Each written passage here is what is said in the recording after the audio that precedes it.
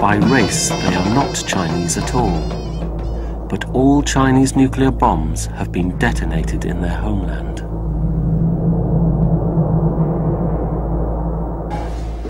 A local contact takes us to secret meetings with more patients. Radiation can cause children to be born with cleft palates. Here we meet one such child out of the many born into families living downwind of the test zone. After the bombs were exploded 10 years ago, in the towns near the test site, many children were born with cleft palates. We found that for every 10 patients, 8 had cleft palates. For a doctor to see 8 out of 10 child patients with cleft palates is unusual and a clear indication of the effects of the nuclear tests. The incidence of congenital deformities is very high. We also have deformities such as enlarged stomach, enlarged bowel, enlarged head, and gynecological problems. There are many children with deformities that we never find out about. They just die. Nobody has ever said it, but we think the nuclear pollution is the cause. This 6-year-old boy is typical of the children we meet. His doctor's report states that his brain has not formed normally. So what things can he do now? Can he walk now?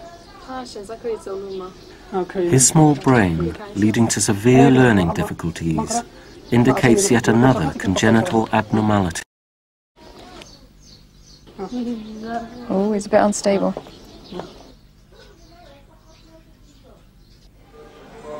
People from Kashgar, Hotan and the other areas around here, when they find out how difficult treatment is and how much it costs, they have to take their children home because they just don't have the money.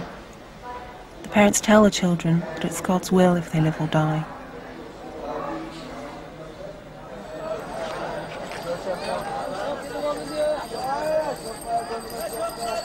Since the mid-1980s, the Chinese government has encouraged thousands of tourists to visit the region.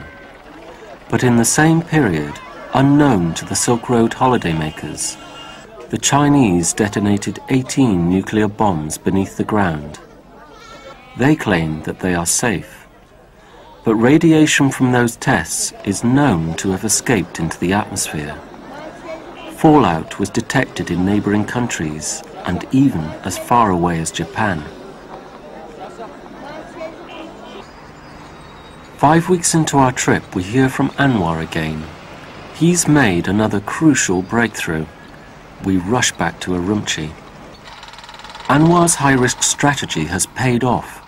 He's managed to obtain a highly confidential document from inside the Chinese medical establishment. The paper is marked, restricted, take care of this document. It is a desperate plea for more cancer facilities and ends, we cannot wait a moment longer. Well, I mean, these figures are really good because it compares the increase in cancer rates per 100,000 for the whole of China and then for the whole of Xinjiang. The document Anwar has got hold of records the rising incidence of cancer in China since 1965. The figures reveal how from the early 1970s, cancers in the Silk Road towns close to the test site began to rise much more quickly than in the rest of China.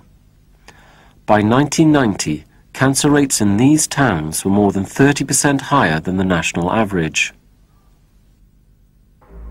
Since 1976, the increased radiation dose from the bombs appears to have produced a dramatic increase in cancers. The number of cancers in the Silk Road towns increases even faster as more tests are carried out. These statistics amount to a chilling demonstration of the effects of the radiation on the people who live there.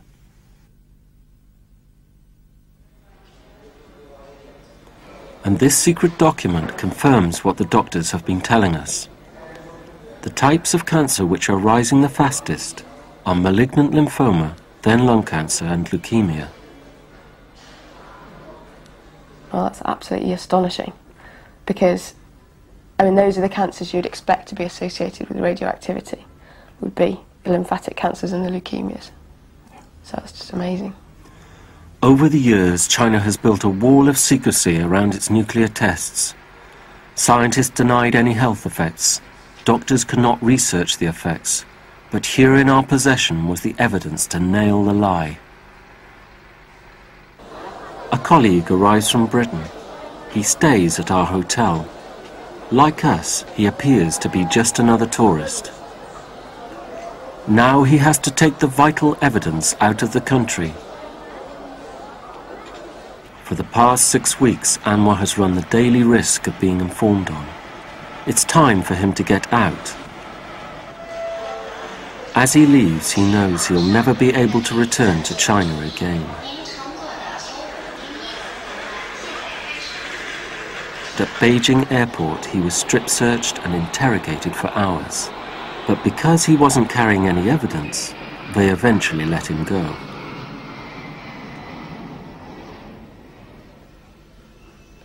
When we hear that Anwar and the courier with the tapes are safely out of the country, we destroy any incriminating evidence of our investigation.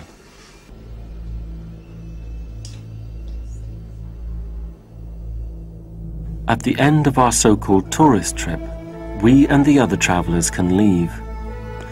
The millions of people in Xinjiang do not have that choice. They've had to live through the largest series of nuclear tests carried out in a populated area anywhere in the world. They must grow their food on this contaminated land, drink the water that runs through it, and breathe the air which blows over it. And one of the worst things is that people there are so aware of what's going on. Everybody talks about it, everybody knows about it, the doctors all seem to know about it, and they're not allowed to say anything, they're not allowed to protest, and the doctors aren't allowed to do any research into the subject at all. It's all undercover, it's all secret. And that's one of the worst things. While the Chinese government continues to hide the appalling truth of its nuclear tests, like this 17-year-old girl, countless thousands are suffering the cruel consequences. This winter my daughter really suffered from the pain.